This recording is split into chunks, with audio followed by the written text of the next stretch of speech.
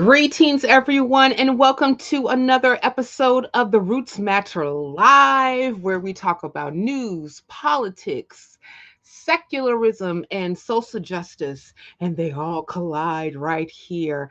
I am so glad to be here. I am remiss that it's been a minute since I have done a live, but you know what?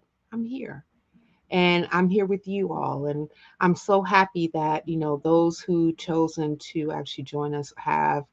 Guys, before we get into the whole rigmarole of the show, make sure that you are liking this video. Share this video on your personal social media platforms. Make sure that if you're not subscribed, make sure that you do subscribe so that you can and also hit the bell rather, to make sure that you get a notification that every time that I go live, that you are being able to get noticed that I am live or that I have uploaded a new video.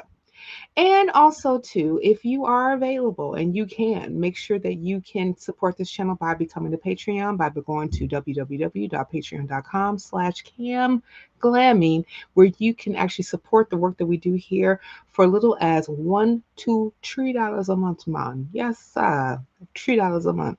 I had a whole conversation about my mother being from Jamaica, and I was telling her that she was a yardie, and she told me that she's not. And I said, but you are Blanche. You are, regardless. Guys, we are here today with my sister from another not Mr. Miss Mandisa Thomas from the Black Nonbelievers. She is going to come on to talk about the upcoming conference that is happening in Atlanta. So excited about it. Going to be at the Free Thought Hall in Atlanta, Georgia. We're going to get into all of that and why it really matters for everyone to really be able, if you can come in person, to come. If you can't come in person, there is a virtual option too, and all of that is welcome. So before we actually get into our talk, let's go ahead and look at this video to talk about the revival of reason. Hit it, executive producer. What's up, y'all? Mandisa Thomas here, inviting you to be in 2026 Revival of Reason in Atlanta, Georgia. From June 12th through the 14th, join us at the Atlanta Free Thought Hall and Pavilion, where we will be celebrating 15 years of Black Nonbelievers with food, fun, serious discussions, live entertainment, and more. Speakers include Chris Cameron, Candace Gorham, Detroit Atheist Queen, The Friendly Atheist, Godless Engineer, Cynthia McDonald, yours truly, and more. Get your tickets today at blacknonbelievers.org or scan that QR code below. Also, you can book your room at our special group room rate at the Comfort Inn, Atlanta, Smyrna. Official BN members get a discount, so please make sure you become an official member today. Sponsorship opportunities are also available, as well as discounted student rates. Thank you so much for helping us celebrate 15 years as Black Nonbelievers, and we will see you soon.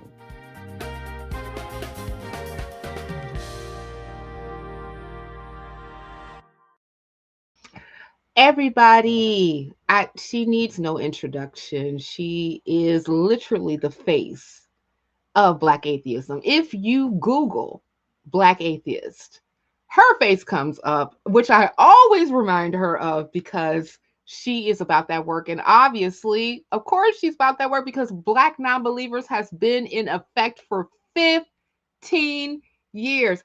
I wish I could do applause right now, so I'm just going to do this like this. Everyone, please welcome Miss Mandisa Thomas. Hey sis, how you doing? Hello, Cynthia, and hello to everyone watching. You know, whenever you do these introductions, I'm like, oh God.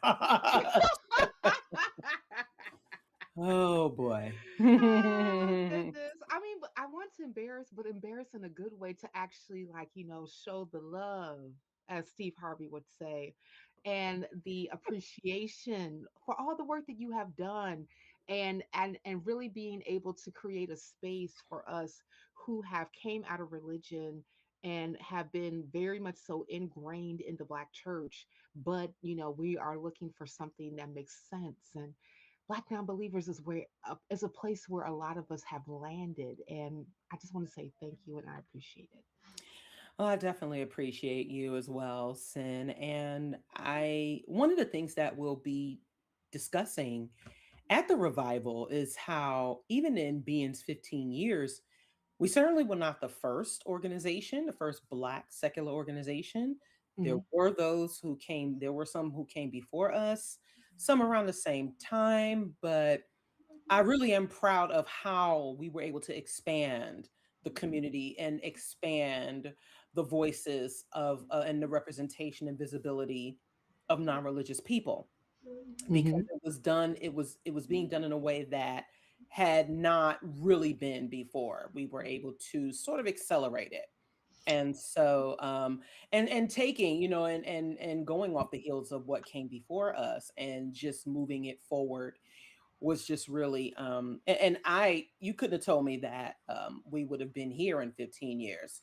Mm. But I am glad we are here, and Yeah. that we have reached so many, and that that you are a part of the being team, the being family. And so it is just a wonder that we are here at this point. So Yeah, I would definitely say that I know that, like, you would I probably could imagine when you and some of the ones that you started off with conceived the whole notion of creating Black Nonbelievers, possibly didn't really think about being here in this moment right now in 2026, like when you all started back, years ago, and all the different inceptions of geopolitics and communities that have come before and after and during, and some of them not necessarily being around today, and even like some of the ones who like spring up in different areas definitely utilize Black Nonbelievers as a blueprint for their own organizations. yes, and what's interesting about that is, what we set out to do is what we did, right?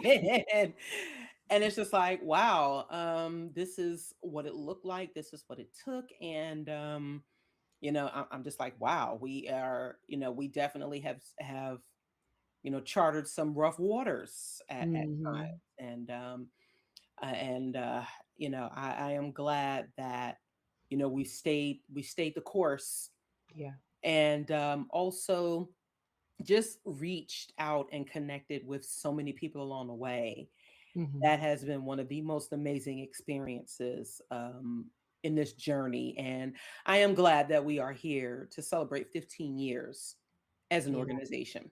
Yes. Yes. Your quinceañera. You Yes. are celebrating. So, Mandy, so let's get into the whole idea that inspired the Revival of Reason. What was that idea, and why was now the right time to make it annual? Because I know that, I mean, we did this last year, right? Hmm. And it was already conceived in your mind, like, no, this is going to be a repeated event, as long as it's tenable for Black nonbelievers. So, what really went behind that notion? So I'm going to take us back to almost the beginning, when we actually put on our first major event, which was in 2012, the a year after we got started. And the first event that we did was the Reason Rally after party. It was during the first Reason Rally that took place in Washington D.C. in 2012. And so we actually put on a Reason Rally after party, which featured Great and Square, um, rapper, hip hop artist. now has ventured into comic books along with his team, and visual art and story and more storytelling. And so we put on, that was our first major event where we featured him and some of the other artists that were a part of their Grand Unified Collective at the time. And so my background and in my professional career, I was an event services manager at with a contractor at the CDC, the Centers for Disease Control. And as we had been doing local events in the Atlanta area, I had just really started getting my footing. And that was the first out of town event that I had planned. And I was like, uh-oh. I was like, oh, I'm a little nervous about this. But, Mm. I put my skills to work, Mhm. did some research, connected with folks who were in DC that I had met, and just worked with them, put it together. It was such a success. It was such a fantastic event. And so from there we collaborated with Black Atheists of America. Shout out to Ayanna Watson, who is the spouse of former president of Black Atheists of America. Her spouse is Derek Cafe, who is also one of our speakers at the Revival of Reason. And so in 2013 we collaborated on a blackout secular rally Mm. which took place in New York. And so in New York City, Ayana and I are both from New York. Mhm. And so we had it there. And so Nice. at the time, they were the organization that had the 501c3. We were still working on it. We had become a nonprofit. Mhm. But by the time we eventually got our 501c3. And for those who are still wanting to donate, we just earned our 2026 Platinum Seal of Transparency. You can go look at that on our website. And so from there, we did the Blackout Secular Rally, and then into 2016, we did our fifth anniversary celebration. We decided that every 5 years we would do a milestone Mhm. celebration, and so the first one was in Atlanta in 2016. From there, we started doing what would be known as BNC Con in 2017. That idea came to us.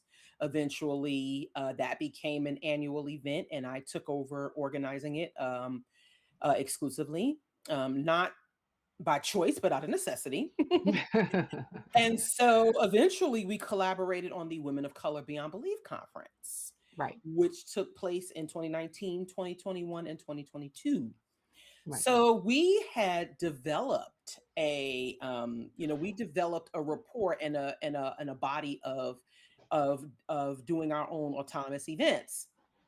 And so we continue to do BNC Con.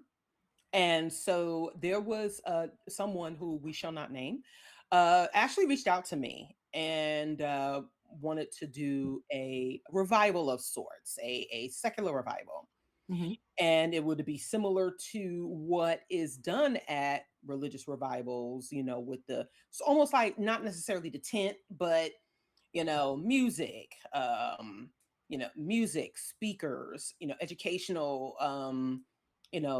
similar to a conference, but it is more festive, more joyous. And one thing we are known for at Black Nonbelievers is incorporating different activities. Like, for example, at our fifth anniversary, one of the breakout sessions was we had a line dancing session.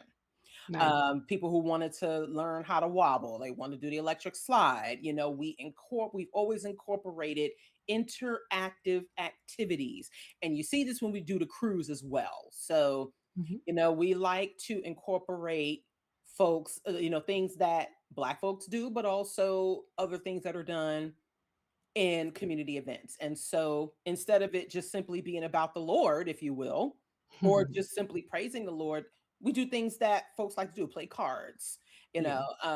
have discussions about life as non-believers. How do we navigate in this current climate? Mhm. Um, how to get together and be interactive and learn from one another and be in community together. And so we put together a team. We came up with the name Revival of Reason, and the theme was the homecoming last year. Mhm. Um, I wouldn't say so sadly, but the person who actually came with the idea actually bailed on the event. Mm-hmm. Um, Not necessarily last minute, but we put it together. We had music, we had hip hop, we had food, we had speakers, we had panels, we had some of everything there. Mm-hmm. And so it was, we figured, since we weren't doing Women of Color Beyond Belief, which was a conference made up of all women of color. Cynthia, you are a speaker for 2021 and 2022, right? Right. So we have built up this work. We built up a repertoire of featuring people of color and also some of our allies, right? We have featured some of the folks who we have worked with in Right. community, but the mission of our events was to spotlight and focus on Black content creators, Black leaders, Black activists who aren't necessarily as well known as they should be, Yeah. but needed that voice, deserved that platform, and a way that we can all come together and show that we are cohesive as a demographic and as a community. And so when we did, because this is our 15th anniversary, we decided that, okay, well, we need, and just the title of the event, the Revival of Reason. We Mm-hmm. need, I mean, my goodness, what we're seeing in this current political climate is definitely, we need a revival Yeah, we of do. reason. Yes, we do. And so it coincided with our 15th anniversary. And it was a way for folks who are looking for events that are produced by people of color, by women of color in this community. Here is your opportunity to hear from more of us, to see the work that we're producing, to learn about more resources that are available, Mm-hmm. and the opportunity to get together, meet more folks in person or virtually, Yeah. and to see the flavor that we bring Yeah. to this space, because Mm-hmm. it is a flavor that we bring here. Yeah. And I am very, very proud of how we do it. Yeah. How we do it over here. It's because, Yeah. yeah, Yeah. Yeah. I mean, Black Nonbelievers is definitely known for its distinctiveness in the community, especially on how events happen to show up, you know? And one of the things that I know that I very much so appreciated about you and the organization is that even though that Black voices are the ones that are amplified, it still creates and also shares its platform with other ethnicities as well. mhm, And it makes it to the point where we're saying that, yeah, we're a safe space for Black folk, but we're a space for other people who are coming out too. And guess what? As you mentioned, the theme of last year's event, coming home, is something that can be indicated for other groups as well, to say that you can call this your home too. absolutely, Yeah. absolutely. And from when we first started to where we are now, Yeah. people do feel like they're at home. Yeah. It whether there are folks who are joining us for the first time, Mhm. whether we have folks who have been participating with us regularly, and we have our OGs, right? It Yeah. always feels like they're home at home. Yeah. And that is the epitome of what we like to that what we cultivate here. Right. Because one of the things that we that was noticed in this community is that we are, there are a lot of folks who are very intelligent. Mhm. They're very book smart, Mhm. and Mhm. but They know all the fallacies, girl. right, but their social cues and their social awareness It's happens to be quite terrible. lacking. Like, Yes. honey, learn how to read the room, boo boo. Yes. I get Learn how that. to read the room, and Yes. also also get, also deconstruct those respectability politics even within our community, right? Amen, That sis. Amen. because that's Ashe. where, I should say Ashe, my yes, bad. yes, Mm-hmm. or Mm-hmm. ramen, right? Ramen. Ramen. Yup. Yup. Right. Or even aha, like we say in Hollis Gospel. Aha. Where's the spoon? Yes. Aha. Yes. And so what we and my background, and I've been able to cultivate even my skills as a customer service and hospitality professional, and then it just being a part of my I come from a family of very strong, loud women. I No, really do. Yeah, you in don't case, say. right, yeah. I mean, I'm just saying, I got you. I am a product of my family. I am a product of my community. You Yeah. know how we have folks who talk about community and who talk about Black spaces and being in Black communities, Yeah. but they're not actually of it or from it.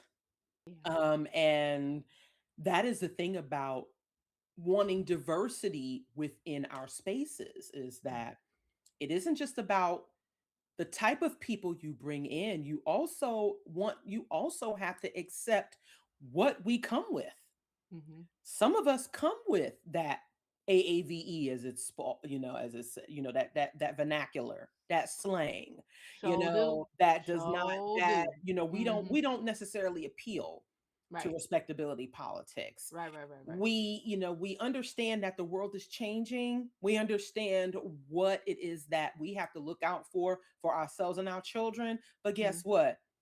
We come with that, and we're both Gen Xers, right? So we were Right. born in the Right. 70s, raised in the 80s and 90s. Right. Right. Right. We know what that comes with, Mm-hmm. and we bring that with us. Yeah. Yeah. We bring that with us. We bring that relatability. We bring that culture. Right. And I think it does allow even folks who are or non-Black folks Mm-hmm. and non-Black POC to understand that, oh, okay, yeah, we share, we share these commonalities, and Right. it's okay for us.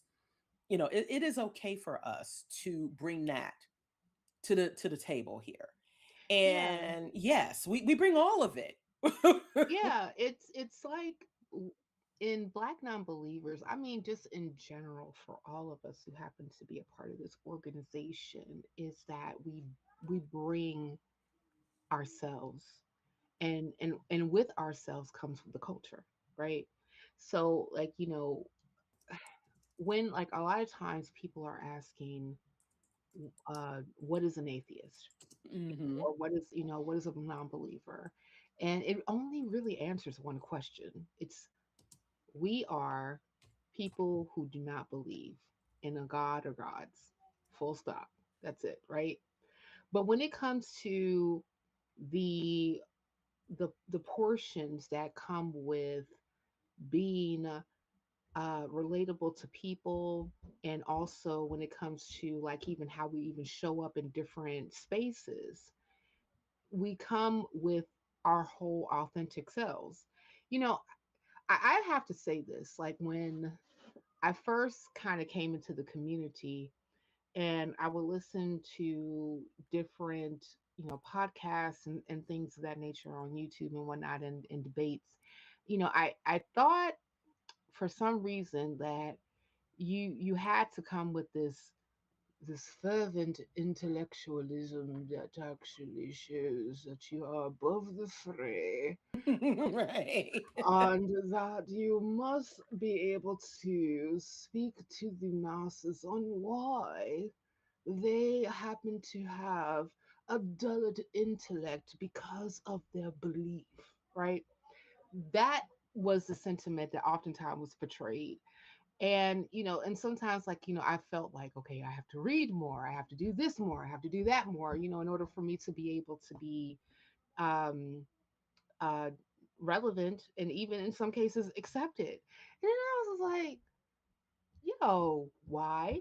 You know what Hmm. I'm saying? Like, I mean, like, I know for my own self that if a person shows up to me in, having to use the $5, $10, and $20 words, oftentimes, like, I'm looking at them like they're not relatable, and I don't even know if I even want to talk to you, because you're not necessarily relating to me as an individual or even the people that happen to be around me. So, there's this, position, this posterior that people in the secular community seem to um, have to occupy in order for them to be able to seem that they're people who should be taken seriously. And that leads me to ask this question of you, because, like, of course, as Black women, we have heard this phrase, work twice as hard to get half as much. Whew. Yeah. And and it's interesting, like, I even happened to see Kerry Washington talk about that with the man, I forgot the guy who played her father on Scandal, Joe but Morton. Jordan, yes, thank you, thank you. I knew you would know because you know all the film. Um, so Joe Morton, saying that to her in an episode, like, you have to work, you gotta have to work twice as hard than these white people, and you get half as much, right? And she looking at her, and she looking at him like, what? And but, like, when he said that, and I remember seeing that in real time when it first aired, like, yeah, we do. You know what I'm saying? Like, this is a phrase that I've heard. This is a phrase that other people that I know that I've grown up with have heard as well from their parents and larger adult community that was around them as we were growing up. So, why do you think there is still resistance to openly discussing atheism and non-belief in many Black spaces as well? Well, first, let me say that we shouldn't have to work twice as hard to get even a fraction of the support. That just should not be the case. Agreed. But one of the reasons why it is still so very difficult, there are a number of factors, right? Of course, folks still equate atheism to devil worship, which we know is not true. Right, right. Like, we They don't ought to. believe in God. We don't believe in the devil neither. Come on now. Right. And I think I think that's a very important distinction to make, as a Hmm. very important clarification to make, is Right. that, and then, as we have said before, there's such an emotional tie to religion and the God concept in Black communities because of the historical factors, right? Mm-hmm. At the time when the government disfranchised a lot of Hmm. Black folks Yeah. lost, their communities, because of terrorist groups like the Klan Right. and other factors, and also the racist laws and the racist institutions that were put into place. Right. The church was a large sense of support, even though it still reinforced white supremacy and white Yeah. supremacist ideals. Um, there is also this notion that, because the majority representation of atheism is still white, right? Yeah. There is also this idea still in our communities that there are no Black atheists, Yeah. that there is no way that we exist, and that has never been true. That Yeah. has Yeah. absolutely never been true. Had a whole long There list. have And yeah, talk about always. that. Talk about that. Yes. Yeah, so we talk about history a lot, right? We are Mm. such history nerds. Yes, we are. And so, Like that in you, by the way. yes, absolutely.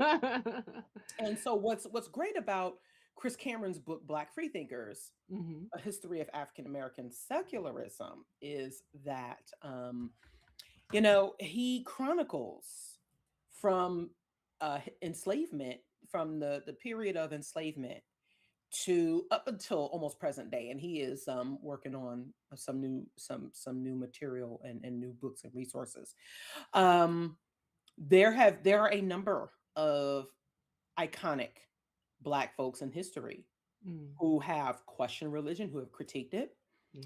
and who have also been outright atheists, like Lorraine Hansberry, like Oh Nella yeah. Larson, like Hubert Henry Harrison, Hmm. critics of religion like Dr. Carter G. Woodson, like Hmm. W.E.B. Du Bois, and there are quite a few more who and there was one woman I shared a video from a few back in the 80s. I cannot remember Hmm. her name, but Black woman, sort of fair skinned. I think she was representing American atheists. She was. I know who you're talking about. Like Yeah. she was over or part of the American atheists Mhm. in Washington D.C. She was one of the ones who were pushing that book, concerning, the debunking of a lot of different things that's in the Bible and also religion as well.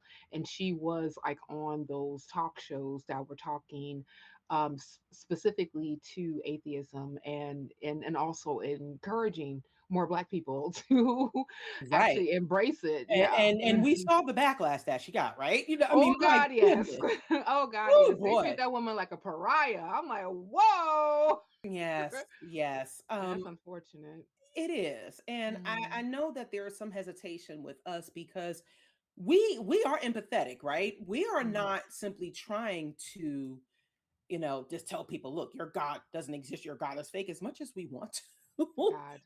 You I know, mean, but even yeah. if, but we also know, Mandisa, that if we are even to the point where we are trying to make a stand for our existence, that people will have a whole 7 hour stream about us.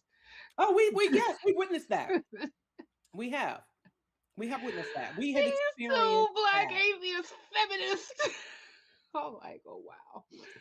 So there's a reluctance to talk about it, especially with all of the influence. We still see the influence that pastors and religious leaders have in our communities, Hmm. and how much, and there are churches that give away scholarships, I mean, if they're bringing in a lot of money, then they should. I mean, Sure. that's a part of what communities do.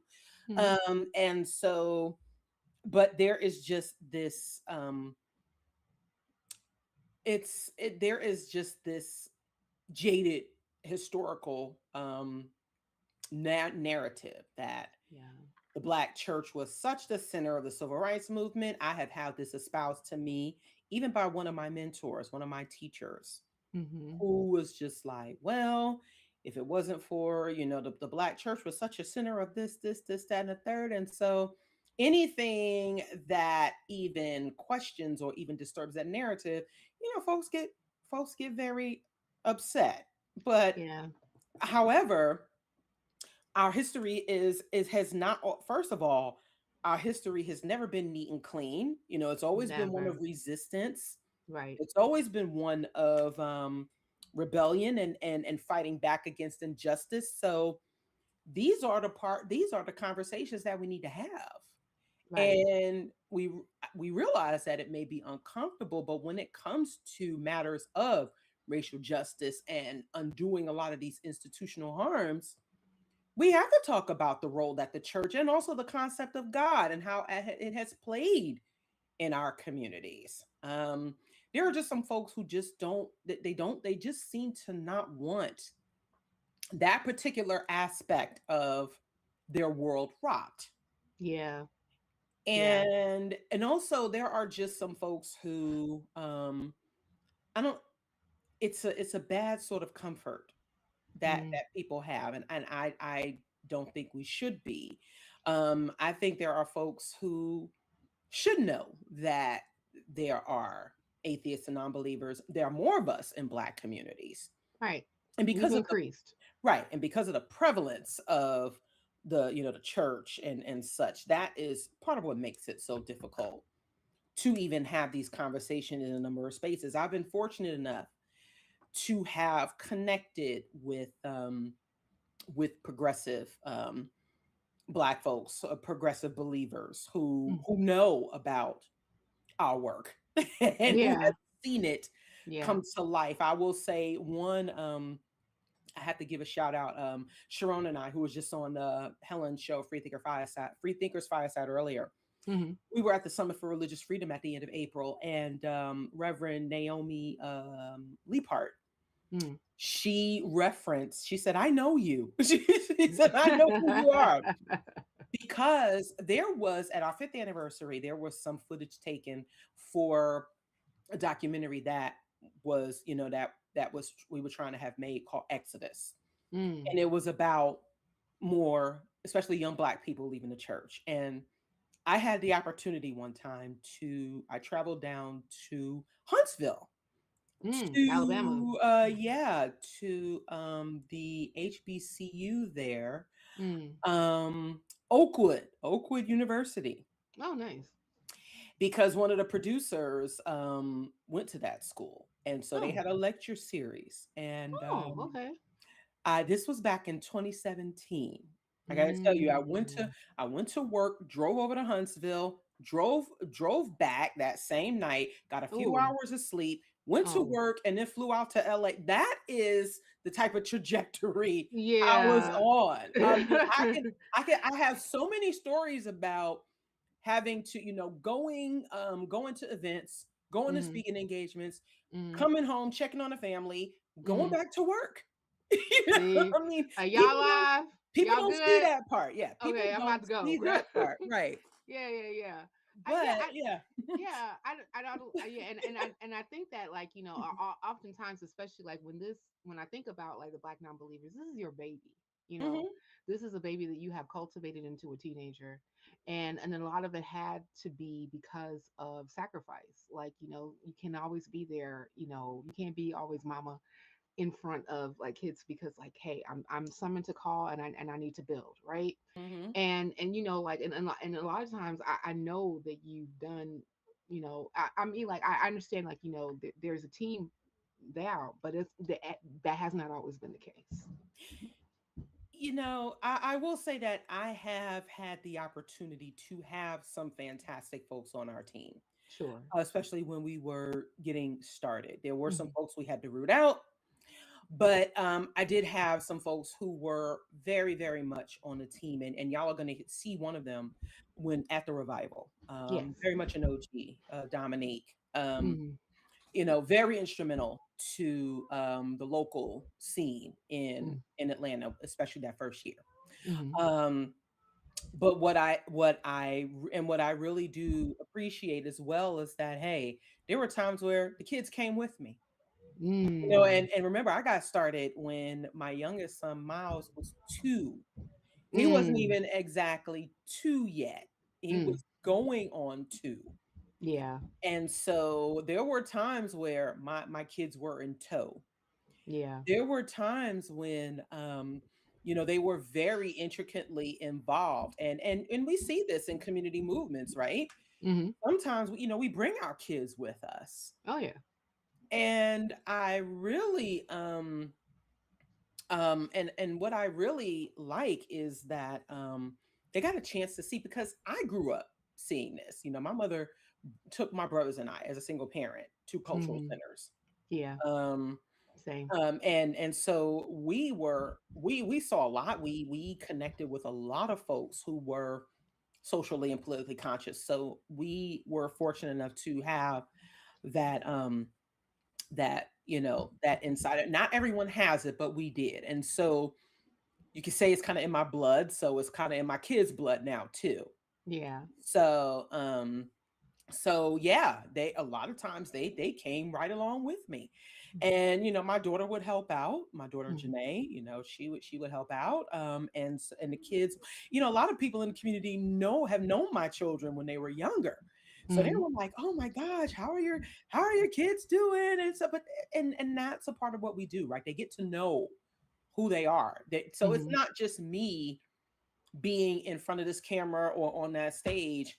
People know me as a mother. They Hmm. know me as someone who is very, very sad. I don't play about my kids. I've never played about my kids.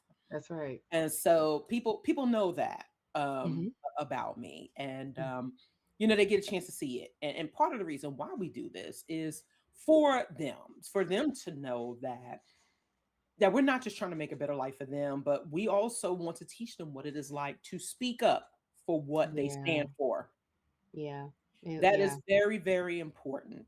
I'm looking at the chat. I thought I connected our Discord. We could definitely share our Discord for those who are looking to have more chats. If you're not in an area where we are physically located. And hi Martin. I know you're one of our members, official members. And so yeah, we do have a Discord now, and so you can connect with us there. But I'm sorry, that's an aside. No, no, that's cool. Matter of fact, it's interesting. It. I know that we were talking earlier about YouTube is not real. Like, because you and I like shared this idea of being able to not only just be like in a virtual space, but also being out in the in in the world, right? Hmm. Where we can actually connect with people physically, right? Yes. And like I was on Trevor Polar's channel. Matter of fact, he released a video today uh called Believe It or Not, Belief or Not, Why Do You Care? Right. Hmm. And I got a message on Instagram, and I believe this is another young person that actually lives in Chicago who's a Black atheist, and said, I really appreciated your conversation, today. I saw it. Um, I wish, I didn't know there were more of us, you know, because like they, you know, like in Chicago and as well in Atlanta and a lot of like areas where, Black people happen to live, there's a lot of churches in our Hmm. neighborhoods, right? Oh yeah. And sometimes they're next to liquor stores, which I frequent to get my wine. That's an aside, regardless. So often when there are of us who happen to be of melanin are experiencing either deconstruction or have come to the conclusion where they are not a believer, they are seeking community, but unfortunately, because there's not a big number of us, there's a good number of us, but there's not a big number of us, that they don't think that any of us exist. They feel like they're living in a vacuum, Hmm. you know and it brings me to this, to asking you to expand on why conferences like this have to exist, and why organizations like Black Nonbelievers need to exist as well, to really provide that voice and that representation and visibility. Yes. So conferences are just one starting point. YouTube is just one starting point. Online platforms are a starting point. Mhm. What we found when we got started in Atlanta was that there were a number of folks who were like congregating and convening like on their own. They were connecting through different groups, and sometimes they would meet up in person, but there wasn't an organized effort. Mhm. And what folks need to understand is that this is a starting point for, if you want to get involved, it's not going to build itself. We have to build it. And also that you it's important to help the already existing framework, right? The already existing foundation. Mhm. There are a number of people who think that that they're the only ones out there, and the fact that they may not have necessarily done their, because I remember when I first I actually looked, I looked up some stuff. I looked up groups. I Mhm. did a bit of research. Mhm. And I was looking for certain things. Everybody may not necessarily have that for whatever reason, Mhm. or the bandwidth, but uh it's important for one, the one thing, even before we got started with Black Nonbelievers, right? When I was on MySpace, when I first got started on Facebook, I was always compelled to use the online space to eventually take things offline. Yeah. And that was important because interfacing with people is still very, very important in real time. I mean, of course, with COVID, we had to be very careful with that. And Hmm. there's always something very authentic and genuine about when you connect with people in person. Because online you see all types of personas, you Oh see all yeah. types of characters, you see all types of aliases, you see all types of alter egos people Oh can yeah. present. Even though if you are people savvy, you can kind of look through Yeah. that. Sure. Sure. But it is always very important to interface people in real time Hmm. and to see folks engaging in real time. Yeah. um, and that there's more activism and there are more activities than people may think. I remember when I first got involved, I was like, wow, I didn't realize that all of this was going on, and I wanted to be a part of it. Hmm. I wanted to know how I could contribute, not just simply, I mean, we had to start Black Nonbelievers as a necessity because there was no on the ground, network that was specifically trying to reach out to, Black atheists here. Right. But there was still this larger community Mm. that we were a part of, and that there were different organizations that we can connect with and collaborate with. Hmm. And that is still very, very important, Yeah. because we don't want folks to I think about this one I think about this one program that I watched, and it wasn't even about atheism, right? There was this guy who lived like somewhere in Vermont, Hmm. very conservative area. Hmm. He had this balloon fetish, like this balloon popping fetish, or this kink, right? Hmm. He eventually found a group online, and there was like an event, there was like some sort of a conference, a convention that he went to, and he found that there were more people just like him, and he felt like he was, he found his people. Mm. And so the one thing that I have come to, that I always try to impress upon folks, is that if you think you're the only one out there, you're not. Right. You really aren't. There are more people out there like you than you realize. And Right. guess what? That's a special thing. Everybody doesn't always have to share that, but when you find a special group of folks that share your interests, that are like-minded, and that you can connect with in a community, everybody deserves that. Yeah. I I mean, agree. especially if you are, well, not the ones who are trying to bring harm, right? But Of course. those who are, I just I remembered that Hmm. that there, you are never truly alone Hmm. in, in what you think and what you're feeling, and the fact that there really are more people, even if you may have to travel a bit of a distance. It Sure. may not necessarily be at your fingertips. It may not necessarily be at your convenience, but that's where you make the effort. That's where you have to step out of your shell. This is already it's a liberating, it's a challenging but liberating experience Right. to identify as an atheist and to come to your atheism and humanism. Sure. Why not take it a little further?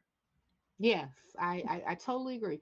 And especially like, you when you think of like people who are willing to travel to just get away from it all, Yeah. right? They're willing to go to different states, different cities, even sometimes different countries in Hmm. order for them to be able to just be, right? Hmm. Why not do the due diligence of actually finding your tribe per se, right? Yeah. Like-minded people who gather in different spaces, even if you have to travel a bit. And I know that it's kind of difficult right now with $5 gas, y'all. I get it. you know, but at the same time, like, this is just a plug for the affiliates, that you would actually come out of your comfort zone and come to a meetup. We do advertise on meetup.com, by the way. Yeah. Atlanta, Charlotte, and also Detroit and Chicago, Hmm. where you can actually join groups and have discussions and be with like-minded people, where you can be affirmed in your own secularism. To know that you're not alone, especially Mandy's. I forgot to tell you that I think I told you this morning. When I when my son woke up, and I told him good morning, boo boo, and he said, I want to rest. Yes, I remember that. And I was like, honey, it's Sunday. I'm not going to bug you to go anywhere. So, like, right, I am not a black mother that's going to get my child up and ready. It's like, come on, it's time to go to church. Feel free to slap the hell out of me if I do, because I ain't going. I take my mama, but that's about it. But you can sleep. You know what I'm saying? So, let's pivot, because like I want to get on conferences in general. Yes. And I know that um some people may be reluctant to come to the Revival Reason or any like secular or organizations conference because of, tizzies that happened, right? Specifically, I know that you have been invited to be a speaker this year at NanoCon in 2026. Mm-hmm. You guys, like, not only if you can go to Revival Reason, Mm-hmm. and also go to NanoCon to hear Mandisa speak, because she's a great speaker. But there has been some online chatter about the things that happened last year, and you and I both were in attendance Mm-hmm. and tabled and performed with Godless Gospel. Shout out to Godless Gospel. Our album is coming out this year. Make sure you guys go ahead and check that out at godlessgospel.com. Yes. And it's good. It's good, goddamn it.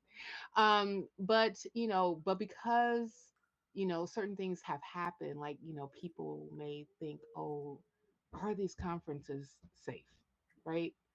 you know I will address some things that have come up, specifically with my name attached to it. But Mm-hmm.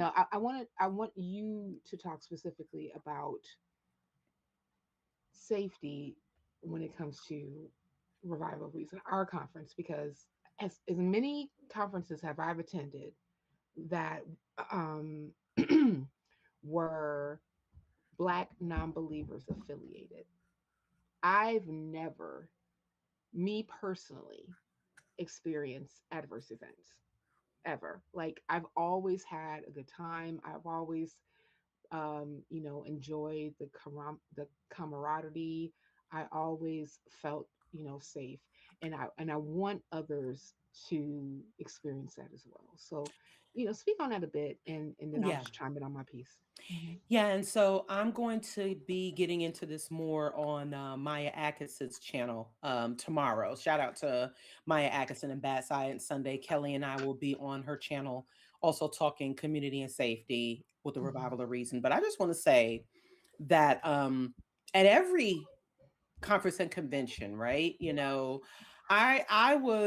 I've been in this community long enough to have attended a number of events Hmm. where the conferences and events have always been safe. They've always been very, I mean, there might have been some misunderstandings here and there. And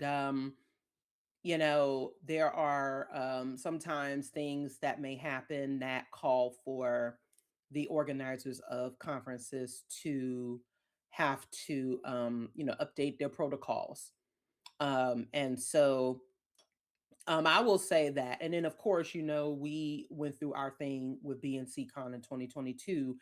That was something that was blown way out of proportion. And from what we understand about the incident at NanoCon last year, not even just based on our personal feelings, based on what has been put out there. Um, I mean, we had a very, very wonderful time at NanoCon. There was an isolated incident that did not take place during the course of the conference portions. I mean, there were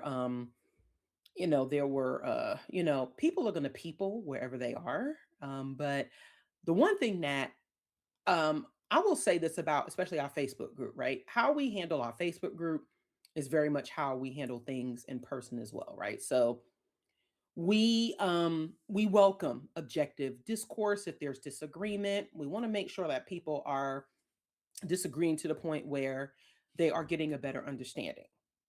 But you know Anytime anyone is getting out of line and they're becoming, if they become belligerent, if they are being extremely disrespectful and coming from a place where they are not presenting evidence-based practices and also being courteous to folks, they're gone.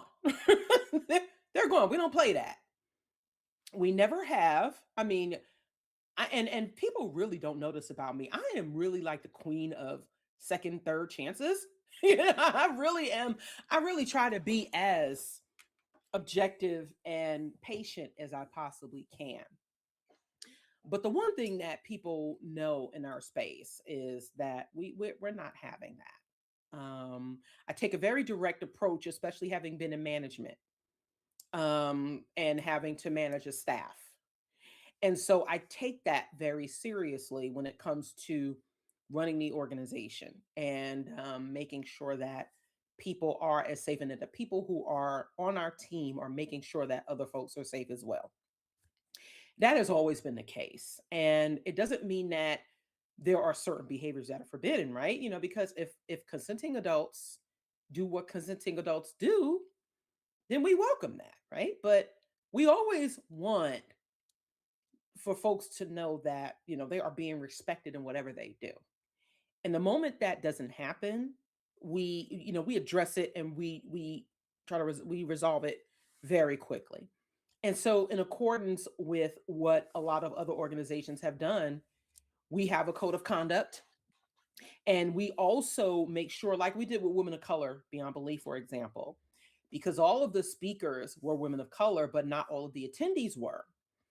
We were mindful to put in there that if some of the speakers did not want to talk, we advised our non-black attendees and allies to make sure that they are not centering themselves when speaking to, when engaging with some of the speakers, because that does tend to happen. So we want folks that's what's special about what we do at Black Nonbelievers, is that it's not a whole well know your place thing, but please do know that um we are going to make sure that the safest space for everyone, but that we are centering black content, black leaders, black speakers, and the folks who are coming there to learn. They are coming there to better, not just better understand, but also better engage. And you can do that in black spaces. That has been historically the case, Yes. where there have always people learn how to better engage with black folks, from black folks. They really do. And We so are the teachers, indeed. yes, we are. Yes, we are. And there are some things that we do not tolerate, Hmm. when it comes to, and I mean, even if it comes off like, look, like Big Mama, that's how Right. it's gonna be. Yeah. We come across like, yeah, we don't play that. And Yeah. that is always going to be, a part of what we do. We make sure people feel welcome. We make sure it's not just about feeling safe. It's about feeling welcome. It Yeah. is about folks not being so overwhelming to the point where they don't want to come back. And so yeah, we take safety very, very seriously here at Mhm. BN. We always have, Right. because guess what? A lot of folks who come to our events, and I want to give a shout out to Ricky in particular, who comes from St. Thomas. He always goes to the American Atheist Conventions. Yes. He's been at every BNC con. Yes. He's coming to the Revival of Reason. Yes. And I know, Shout, yes, and also Ricky is a fellow Taurus, so I that's have so a funny. special opinion Yes. towards him. He and my cousin Cheryl were born on the same day. They had the same birthday. Nice. So, Yes. so yeah. And that is always a thing that I'm always making sure. And part of that is because I'm a caregiver. I'm a caregiver to my husband, that, as you Mhm. know, who has sickle Yes. cell anemia. And so I do have an affinity for those who are for persons with with disabilities, Mhm. young people, folks who need care. And so I'm very, very careful about that. And that is the type of community, that is what we bring, making sure that everyone is fed, everyone is whole, and Yeah. that everyone feels liberated in our space, and we take that again very, very Very, seriously. very seriously. Yeah. And and just to my piece about it, I was recently in I, it's kind of hard to talk about this because it's almost laughable, but I feel like that I have to address it, just because it is out there. Mm-hmm. But recently I had an exchange with a content creator, and if you guys who are listening, if you're not familiar with, the events that happened last year at NanoCon, there is a website, I believe it's called What Happened at NanoCon. Mm-hmm. nanocon2025.com. Yeah. So you guys can go to that website. You can read all the information, evidence that has been placed there, concerning the implications that has happened, and the different steps that were taken in order for the allegations to be responded to in a timely manner and in a proper manner, right? And one of the things, the content creators that reached out to me is because I would say about a month ago, I was on a secular rising, which included the person who the allegations were placed against, and we were, I was promoting channels, promoting Black Nonbelievers, and also, our conference as well. And the person reached out to me and said that, I hope that you went on there in ignorance, because this person has, credibly been accused of SA and all this other stuff.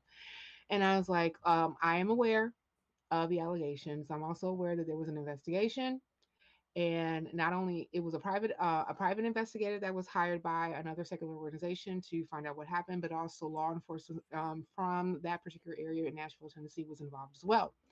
And after taking witness statements, evidence, watching cameras, and the whole nine, the conclusion was is that the person who was implicated in such behavior was not, and the person who was the accuser seemed to be the aggressor, and was asked, and Elliot,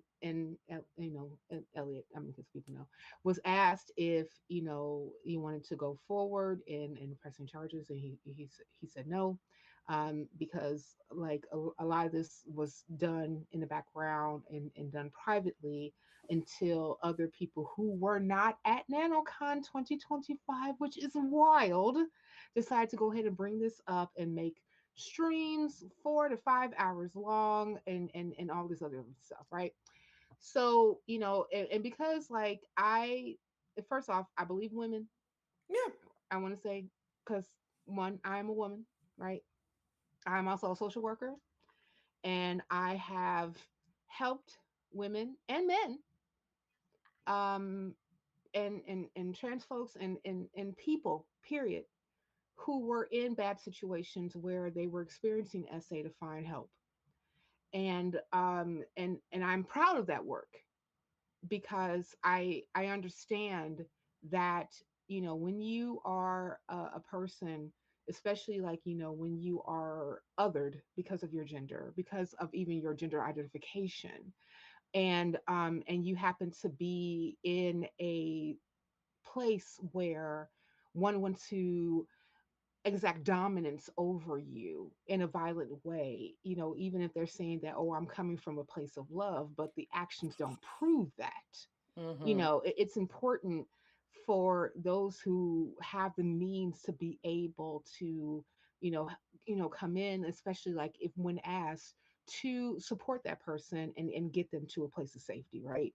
And I know that every time that I spoke with clients who were telling me they were experiencing something like this, they were experiencing partner violence, or, was a victim of sexual assault, or the lack, or anything of that nature, the first thing that always came to mind is to make sure that that person is okay and that person is safe, you Mm-hmm. know and to the documented timeline that was referenced when the allegations first started, that is what transpired.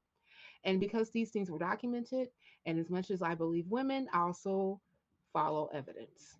You Mm-hmm. know, I not only am I a person that believes in evidence, I mean, believes in women, I also believe that evidence does not need to be neglected in cases, right? So it's important that if you call yourself a skeptic, if you call yourself a critical thinker, that when evidence is presented, that you follow that. And that's the thing that I had explained to the other content creator, that this is where my mind has landed, because this is how I follow life, period. I follow the evidence, right? Mm-hmm. As I believe in creating safe spaces for those, especially who have been traumatized by different events, but I also believe in actually following the evidence to make sure that we get to the right discourse and the right conclusions at all times. Right. So, hi Roth. So, so I'm doing a podcast, honey. Okay. So anywho, so that's my point of that. And so the person didn't particularly care for what I said and decided to put me in a 60-page dossier. Also, Mandisa was added to, and they even have a conversation with you, which is also wild. But I wanted to address that, and also I wanted to say this, at the event, I witnessed nothing. And I know for me, I left early. Oh, I left after the speakers were done because I was done peopling for the day, as I told Mandisa. I was like, yeah, I think I want to go back to the Airbnb. Yeah. And so, after we got up and cleared up our area and stuff like that, that's what I did. I went back to the Airbnb, and I was there for the rest of the evening for, what after and so I never witnessed anything that happened to transpire to where these allegations are concerned. So for me to actually put in my 2 cents about this person and that person and yada yada yada makes no sense to me because I saw nothing. I did not witness anything. And I don't put myself in the position to um to to tell my side per se, when there was nothing for me to witness, where there's nothing as far as like me witnessing in the first place. That makes no sense to me. After a while, that becomes gossip, right? So I just wanted to put that in there, and to also say that come to the revival reason because it is going to be safe. We're going to have a good time. We're going to have good food. We're going to have good music. We're going to have great fun, and we're also going to be very much so informed. And that's my part about that. So, Mandisa, going back to Uh-huh. the revival, Mm-hmm. because you are the resident expert here. So I want you to talk about the revival as far as like what makes this conference different from what other people have attended. And you keep on talking while I close the door and tell my son to go play. Sure. So I'm not I'm not sure who else plays spades at a secular conference, but it's, but that's, that is what we do. Yes. We play cards. We gonna there's gonna be, there's gonna be the barbecue. We gonna, like I said, we're gonna play some spades. We're gonna have some music. We're gonna talk some shit. Nice. Um, and so what is definitely unique about us is that you get to see like some folks in their, in their element. Yeah. You get to see folks like, like Chris Cameron, right? Who Mm. is one of the most eloquent and articulate folks ever. I mean, he Yes. really, really is. However, He beats the brakes off of folks in some spades. And I'm like, hold up. how about it? I'm like, hold up. Hold up, hold up, hold up. I was like, well, I remember you told me that. I was like, the professor? Yes. What? Yes. Say less. So we like to show folks in an element and an environment where they are just comfortable. I mean, Mhm. it doesn't mean that they get to just simply invade folks' space, but we're people as Yeah. well. We are people. I don't, Cynthia knows this, and I think y'all all know this about me, is that I don't put myself on this pedestal to where I think I'm just simply better Right. than people. Yeah. Do I do things better than folks in some ways? Yes. I mean, it's not that I'm simply trying to be better, but it just, I liked the approach that I have. I appreciate my upbringing in the background that I have in that was rooted in education and social and political consciousness, but also culturally relevant. Yeah. And it's that's diverse in itself, Mm-hmm. and I like to show that. And I also like to show that, yeah, there are certain things that I'm very discerning about, and I am unapologetic about that. Right. Do I make mistakes? Sure. Mm-hmm. But what you're gonna get is I absolutely love to show how those who we see on the screen, Mm-hmm.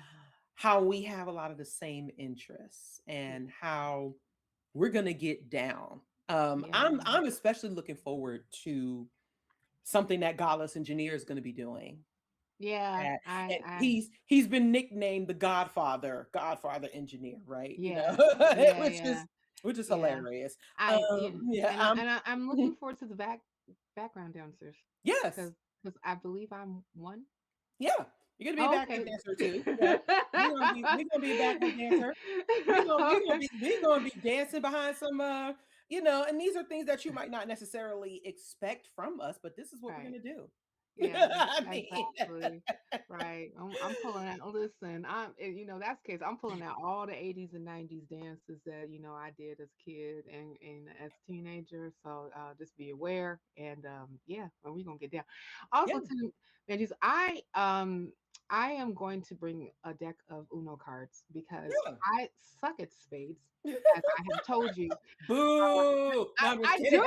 I'm bad at spades. Listen, I will be the first person to admit that I'm a black person that sucks at spades. Okay, You're not the only one. I I mean, know, but Deanna doesn't really play spades, and see, I have to say that my patient, even though I had to kind of learn coming up, I learned in high school, right? and even some of my Christian counterparts in high school knew they were playing, they were busting spades down. Yeah, They yeah. really were. Listen, let me tell Yeah. you something. Let me tell you something. Okay, so both you and I were part of a program called Upper Upward Bound. bound, yes. Hmm. Yeah. And so in Upper Bound, this is a program for mostly like inner city youth, Yeah. where we had extra classes, we did college tours, we did, other different gatherings and events and things of that nature. And sometimes we would go away during the summer for like immersion college courses, right? Yes. Yeah. And so when we had downtime, I know like for when I was in the program, I mean the kids they played spades and I would play too. But and I mean like the basic rules of it, Mandisa, I got. But Hmm. when it came to the execution, it just wasn't. Yeah. And spades sometimes, it is about reading, it is about paying attention, but Hmm. sometimes it's just Counting the cards, what has been played, all that. but It also you have to know how to read and work with your partner. And then Mhm. sometimes you got to know how to play the hand you got. even when it sucks. Right. Right. And unfortunately that has not been something that I was really able to, like, grasp. Like, Oh, right, so, like, yeah, I learned how to play in high school, right? And I remember, like, I would play often, like every time that we had downtime, like, they said they were playing space, and I was like, oh goody. yeah, yeah. Like, so, like, when he was like, "Oh yeah, we're gonna play spades on C card," I was like, "I'll just Like, watch." hooray! I'll watch and, root for whoever. Yeah, that's what I'm gonna do, because, like, I'm not about to sit up here and get. Listen, black folk especially can get very ill-tempered when Yes, we you do. are their partner and you are not playing correctly, okay? Yes, yes. You cutting the partner, Admittedly, you we get reneging, attitude. Yeah, we get you yes, attitude. you listen, it's show ass. Yeah. Okay. So, I want to have a great time at the rivalry. I don't participate in the You different don't want people aspects. eyeballing and side eyeing No, no, you no, the no, G. I weekend. don't want that to happen. So, I'm just gonna go ahead and step back and, like, let the people who do that do the thing. Let them go ahead and do the damn thing. You know what I'm saying? I like me and Deanna go over there on the corner and play Uno, okay? Yes, go into your little quiet corner. Right, we are. Like, go sit at the kids' table. Yes. And play our colorful cards. How about that? Yes. And Oh my gosh. also what I love about what we do at Mhm. when I talked about feeding people earlier, right? Yeah. Our events will include, like, we will have like food and snacks all day. Yeah. Nobody's gonna go hungry. We are gonna have something for people to snack on and eat all day. Right. um and sometimes drink all day. We just ended up, some of us, like during the afternoon, we just popped open, some wine, and just Yeah. And kind of just hung chilled out. out. And Yeah. I mean, there is a drink package that people can purchase, but I Hmm. mean, for some of us, we were just like, oh, okay, we're just gonna get lit in the middle of the afternoon. I mean, shit. I mean, so you know that Listen. was you know that was that When. was that was I will say, last year though, Mm, I had bought some. Every once in a while, Aldi will bring out their wafer rolls, mm-hmm. that like the dark chocolate and milk chocolate wafer rolls, and I had Mm. got some for myself. But during one of the breaks, someone Uh-oh. decided to, like, take them out and put them on a counter. Yeah, that wasn't me. And I happened to see Dan Barker with like a handful. I'm like, where'd you get those? I'm like, where'd you get those? Man, king of healthy eating, Dan Barker. What the what? He was like, well, they were on the counter. I was like, Nice. Yo, let me tell you no. something. We just gonna have to find you a different, like, hiding stash for your snacks specifically. I was like, if y'all don't put these up, These are mine, damn it. I'm sitting up here like, how did How these dare get you? out here? How dare you? Oh, eat my shit. How dare Right. you? But no, I did appreciate that everyone just enjoyed, just Hmm. having those snacks available, right? Yeah, yeah, Being able, but I'm sitting up here like, I'm like, let me put the rest of these boxes away yeah, before everybody else gets to them. exactly. I'm Well, I sitting up mean, here like, like, wait. sis, listen, you probably gonna have to do what we do in a multi individuals in your home, and you're gonna have to put your name on it and say "do not touch." Yeah. Yeah, you probably want to do that. I'll bring you some post-its. Hands Um, like Mandisa slap, off. Mandisa slap, Mandisa slap. Don't touch this, okay? Can't touch this. Right. Do, do, do, Dude, do. and this is, you know No, what, no. you're gonna hear a lot of pop culture references. You're Yes. gonna hear a lot of, of folks. You're gonna hear stuff that isn't necessarily academic in nature. Hmm. You're gonna hear them. We're gonna be saying stuff that will be relevant to, where we come from, and also we're probably going to be speaking in vernacular. Hmm. What I find very interesting about this current administration right now, you hear them saying, let them cook. I'm like, how dare y'all, How dare y'all? Yeah, yeah. Y'all were the ones who would look down. You remember in the 80s, hip hop was so frowned upon. Oh gosh, yeah. It was so frowned upon by Yeah. the uppity ups. Mhm. They couldn't like, ooh, like how dare you like that trashy music. Oh yeah. But Oh yeah. now it has become a global phenomenon. It's this what this same story, different day, right? Yeah. I mean, like at one time, jazz was considered that. They would call it that. That jungle sex music, right? Mm. And because like the majority of the people who were producing the hit records were black folk, right? Hmm. And same thing with the blues. It's Oh always yeah, blues was considered the devil's music. that's the devil's music, right? Hmm. Somebody take me in your arms tonight. So Yeah. yeah. I mean, like, so that's the sentiment oftentimes when it comes to music, especially that's been created by African Americans, right? But Hmm. I would say this about revival reason and tying into the point that I'm trying to make is that African Americans oftentimes set the culture and the base of Hmm. American culture, right? Hmm. And I really, in my opinion, in my own humble opinion, from what I have observed and experienced, is that when you are attending a Black Nonbelievers event, it definitely sets the tone for what gatherings and conferences of of the secular nature should really be.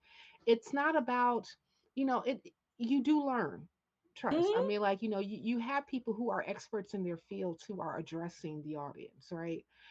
But there's also this element of really community building and family, you Hmm. know and and a lot of times it's because, as you stated before, reading the room. And especially since we know that especially Christianity is so tied to identity in our community, that when those are coming out of that because they just don't see a reason to believe anymore, it doesn't make sense any longer, that that's the first thing that they're looking for. And what I like to show is that, there are folks who think that it's stepping into an entirely new community, and Mm, that just simply isn't true, right? right. One of the worst parts of being indoctrinated is that, especially if you're coming from a fundamental background, is Mm, that people think that they're the only ones, in that it's almost like going to be a foreign experience, right. and then you realize that many of us are just people just like everyone else. Yes. I mean, you find that the conversations are much more enlightening, Sure. Sure. which Yeah. could be a different world in itself, right? Right. But Right. Right. it's not anything that is so unique Mm-hmm. that you couldn't, that you have to like relearn anything. Right. And the one thing I appreciate even about my upbringing is that even though I have felt like that social isolation, I Mm-hmm. know I felt different, um, but I'm sitting up here like, you know what? I talk to other black folks like I talk to everybody else, especially black folks. I love us. You know what I'm saying? I really do. And it doesn't have to, yes, I Mm-hmm. really do. And Mm-hmm. I think it's important that we know that it's not, it's just not this foreign experience to the point where people cannot rebound, or they cannot because we're a lot of us share a lot of the same experiences. So that fear, I think, is what a lot of people need to overcome. Yeah. And that can be a difficult thing. And I think Yeah. that's one of the best parts of what we do, is that we make it comfortable for people to say, hey, you know what? This isn't as bad as I thought. Or Yeah. it isn't gonna be as hard as I thought. Yeah. And but having that reinforcement and understanding that there are others like them, it Hmm. actually helps navigate their families better. Right. It actually helps navigate, their experience. And then they want to come back and hang with us, because we're just cool and good people. Yeah. That's, Yeah. I agree. We cool. We cool, y'all. We yeah, cool. we cool. So, this just to wrap things up because we're getting to the witching hour. And I also promised my son he will be taking a bath because he does smell like puppy. Um, what do you want the legacy of the revival of reason, and also, and make it broader to Black non-believers, to be 5 or 10 years from now? I think that I want our legacy to be that, we saw it and we did it. Hmm. Despite all odds, Hmm. we overcame them. Hmm. And that we are visionaries, even though it didn't even really seem like it. Like I said, you couldn't have told me that we would be here, but Hmm. that throughout everything, we kept going. That even when shit pops up, Yeah. we stayed a course. Hmm. We continue to learn, we continue to grow, we continue to adapt. Yeah. And that our stories are just never over, that there's going to be more of us, Hmm. um that are coming out, and what we are, what we continue to build, and the connections that we have made. I mean, we're connected to the National Museum for African American Culture, for crying out loud. Yes. um we have we have connected with some very historical institutions. I mean, we've been featured in CNN, Hmm. CBS Sunday Morning, National Geographic, The Guardian. I mean, that is why we pop up in the algorithms. Hmm. We have done some of everything, and I always want people to know how relatable and how available we are. Hmm. Um, that but that folks need to know that we have defied, some serious odds, especially as women being in this movement, Black women being in this movement, and having to navigate so much. Yeah. That we have always persevered. Perseverance Yeah. is key. Oh yeah. And that the story, it's always going to be something not just new that we can do, but that we will always be innovative. We're innovative. Yeah. And I think that's what our legacy, I think that's what I would like for our legacy to be, Yeah. is the innovation, the warmth, the comfort that people felt, the Nice. fierceness that we bring. Yes, yes, I agree. And also that you pop up on my mama's TV. Yeah, yeah. It's funny when you were telling me about that earlier, right? I think about the fact that I have appeared on Yeah. quite a few streams, and have made quite a few appearances over the years. And I Yeah. have to give a shout out to the gentleman who reached out. He made a donation, and he didn't want to do it through PayPal, so I was able to arrange it through Square. Mm. And so he was watching the Ken Hovind debate, and he said he appreciated how I conducted myself, which of course, that was a labor of love. It really was. Girl, let me tell you something, y'all. If y'all still sticking around, I was watching the Ken Hovind debate. I was supposed to be there, but unfortunately my son was sick, so I couldn't go. But I was taking screenshots. Whoo boy. I was taking screenshots of Mandisa's face while she was in the street and sending it to her on her phone while she was still debating. I was like, girl, your face. It I tells know. all. It I'm tells all. terrible with But hiding my facial expressions, I but mean, but I mean, no, there was a labor of love. It got Black non-believers I'll the channel channel monetize, monetized. yes. I mean, more people became familiar with the work that that is done within the organization and you specifically. So, so like it did have its perks, but oh my god. It did. And that just also goes to show, right? Mhm, People don't realize what it takes, right? And mhm. this was when we were coming back from, Yeah. what that content creator was trying to shame you and us over, right? Right, right, right. There were folks in the community you know, who were trying to be careful about, platforming me, Yeah. especially which is one of the reasons why this is kind of so triggering as well, because it reminded me of what was hurled against me. And I appreciate you and the others on the response team for the work that y'all did. Mhm. Um, I've never been usually any invitation that I get, I rarely turn. I don't think I've ever really turned an invitation down, right? That's how we got that one 7-hour stream made about us. But Yeah. it was at a time where some folks didn't want to like platform, or they didn't want to have me there. So I'm like, if I get an invitation, I'm going to do it, because Right. guess what? I still got an organization to run. Yeah. There are still a message that we are putting across. Mhm. And it wasn't long after I went on Jubilee in Middle Ground out in LA. Right. And that was fantastic. Yeah. But Oh, that's also, such a good conversation. Yeah. yeah, it really was a Black Christians versus Black atheists. Mhm. But I'm like, if I am, and I usually I don't debate creationists often, Mhm. but I'm like, you know what?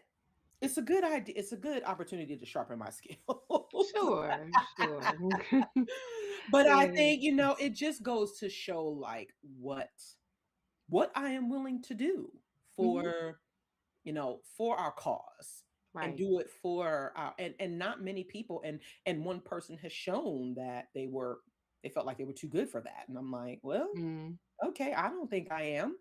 Right. I am willing to engage the opposition. Mhm.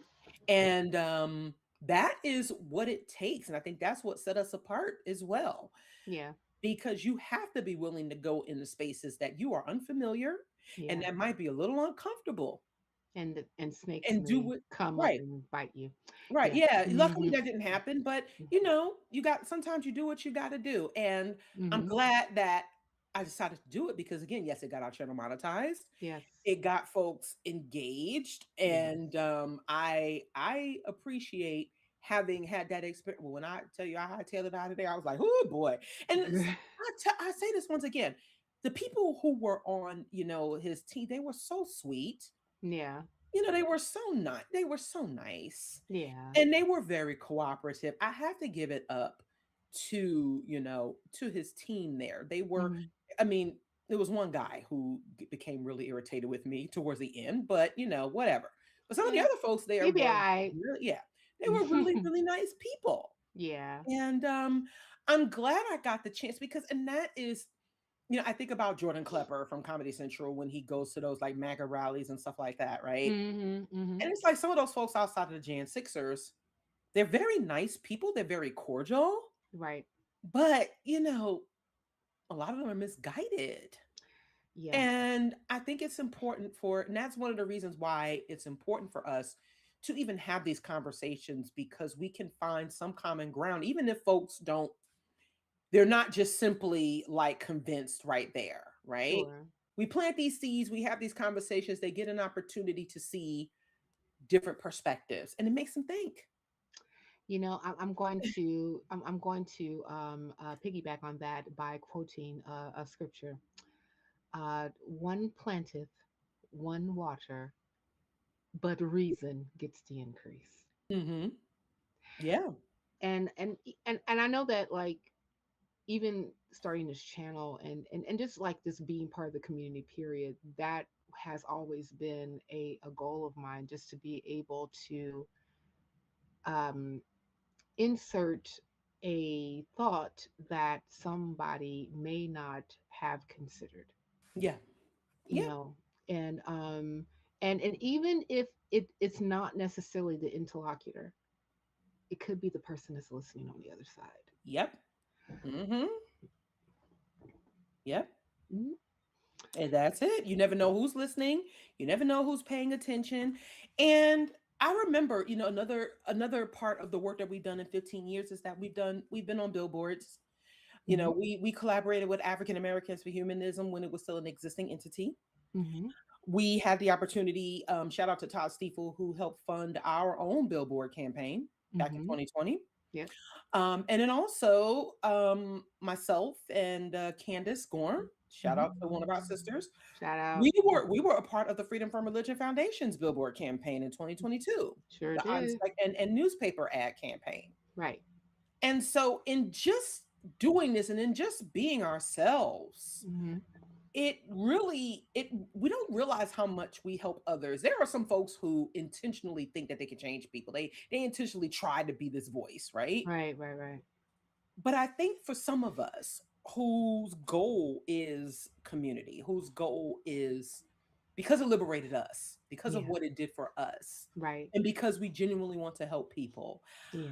and the strength that they see comes in that, right? That's why I always blush when you're like, now when you see Black atheist Mandisa comes up, I'm just like, oh gosh. That will Man. forever be my introduction of you anytime that I have a chance to Mm, introduce you anywhere, including this channel, just to yeah. let you know. Continue. Yeah.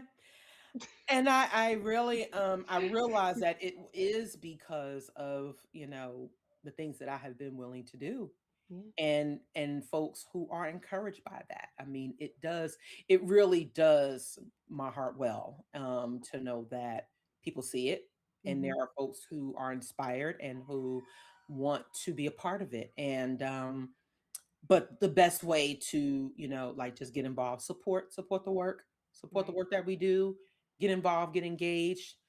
Please support our events, because we bring some very, very good content, really, really good contributions to the community and the representation of Black non-religious people here in the US. And I appreciate the opportunity to have traveled to Nigeria for the first ever Free Thought Music and Arts Festival Fela. in 2024. Yeah, yeah, Hmm. during celebration week. And Yes. so, yeah, it's been a learning experience. It has been we're going to talk about this after revival, Yeah. what 15 years looks like, and how we're still here, Yeah. and how we will keep going. Yeah.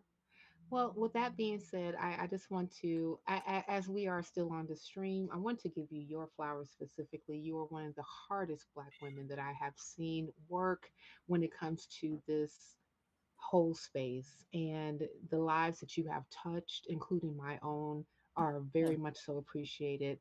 And I'm not only happy to call you friend, I'm Yeah. happy and pleased to call you sister. Thank And you so much. no, I mean it. I mean it. I'm not just saying that for platitude. I Yeah. really I mean it for real. And you guys listen, if being here, I want you to go to the links that are in the description below. The Revival of Reason links and also how to donate to Black non-believers are always going to be there. Make sure that you do support the work that is behind Black non-believers. I mean, because it's not just about optics, it's really about touching lives. We have on our shirts, "BN changes lives," because it does. Hmm. And we know that because we have testimony. We got a testimony that Hmm. that is the case. And so it's important that having this work to continue needs to have the people behind it, not only just giving words but also giving dollars to make sure that it continues to go forth. And your donation is tax deductible. Yeah. But this is a nonprofit 501c3. Or you can definitely put it on your taxes and say that I've given $50,000 to Black non-believers, and therefore, it should be a tax write-off. And the government would be like, all right. So make sure you yabba dabba do that. And also, guys, I'm going to implore you again to like this video, share it on your social media platforms. It's going to be up even after we go offline. People can go ahead and watch it back. Make sure that you're doing all the things. And if you're not subscribed to the channel, make sure that you do subscribe and hit that bell so that you Yes. can get notifications every time that I upload a video or go live. And also, by the by, as you are giving to Black Nonbelievers and you also like the content that's on this particular channel, think about becoming a patron. You go to www.patreon.com/camglamming and you'll be able to support this channel and the work that we do. And one of the things that we definitely do is support Black Nonbelievers. Am I a member, not only am I a lead affiliate, I am also a member. Yes. So, guys, thank you again for watching today. And thank you, Mandisa, for gracing us with your presence. And definitely, Always a pleasure. yes, we're going to have to come up with another protest song series because this is my sister who also definitely does the breakdowns of protest songs and African American I'm a music. And music whisperer. yeah, she's the music whisperer, and I love and my like when we were like even conceptualizing that series, like because we would always have these long discussions about music and history and the impacts of that time period, and I was just like, this is a fucking show, Yeah, So I yeah. was like, yeah, so we got to make this a series. I mean, like I have a second um study in music from college. Even though my baccalaureate was a baccalaureate in science, but I do also have a minor in music, and so I love talking about music. And when somebody's just as knowledgeable and like has this vast brain with all this information, I love to milk it out of them, and that's the reason why I call Mandy. So I'm like, girl, guess who we talking about this Yeah. time? All right. So you guys continuously tune in for that series coming up. We'll come up with another date, so just stay tuned. And then also, finally, I'm going to be putting out the interview that I did with Dr. William Darity, who is the foremost scholar on reparations and activism in this space. So make sure you guys are looking out for that. And as I like to always say at the end of every show, stay grounded, stay aware, stay hydrated, and remember, at the end of the day, the roots matter. Take care, everybody.